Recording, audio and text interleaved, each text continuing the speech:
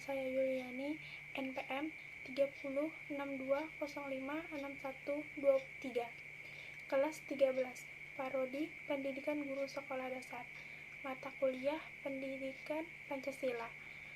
Dosen pengampu Ibu Dr. Haji Ida Rusdiana, MPD. Di sini saya akan memaparkan materi bab 2, yaitu tentang bagaimana Pancasila dalam arus sejarah bangsa Indonesia.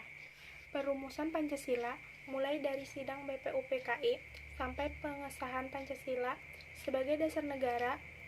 Dalam sidang PPKI masih mengalami tantangan berupa amnesia sejarah, istilah yang dipergunakan Habibie dalam pidato 1 Juni 2011.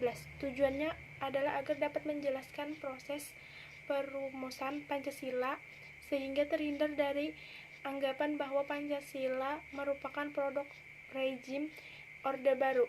A. Menelusuri konsep dan urgensi Pancasila dalam arus sejarah bangsa Indonesia. 1. Periode pengusulan Pancasila. Jauh sebelum periode pengusulan Pancasila, cikal bakal munculnya ideologi bangsa itu diawali dengan lahirnya rasa nasionalisme yang menjadi pembuka ke pintu gerbang kemerdekaan bangsa Indonesia. Ahli sejarah Sartono Kartodijro sebagaimana yang dikutip oleh Mothar Pabotinggi dalam gerakan penghimpunan Indonesia yang sangat menekankan solidaritas dan kesatuan bangsa. 2. Periode perumusan Pancasila. 1. Ketuhanan dengan kewajiban menjalankan syariat Islam bagi pemeluk-pemeluknya. 2. Kemanusiaan yang adil dan beradab. 3. Persatuan Indonesia. 4. Kerakyatan yang dipimpin oleh hikmat kebijaksanaan dalam permusyawaratan dan perwakilan. 5. Keadilan sosial bagi seluruh rakyat Indonesia. 3. Periode pengesahan Pancasila. Peristiwa penting lainnya terjadi pada 12 Agustus 1945.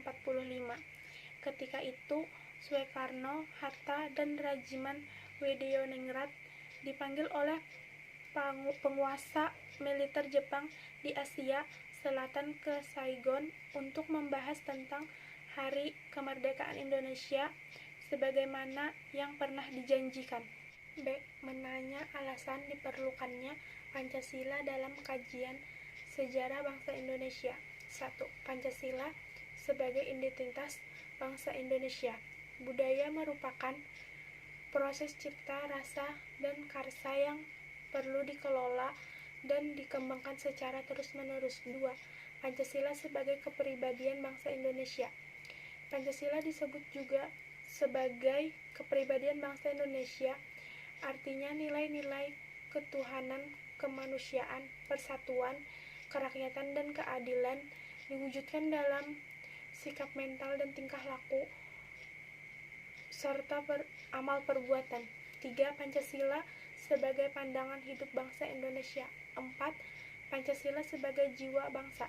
5. Pancasila sebagai perjanjian luhur. C. Menggali sumber historis, sosiologis, politis tentang Pancasila dalam kajian sejarah bangsa Indonesia. 1. Sumber historis Pancasila. 2. Sumber sosiologis Pancasila.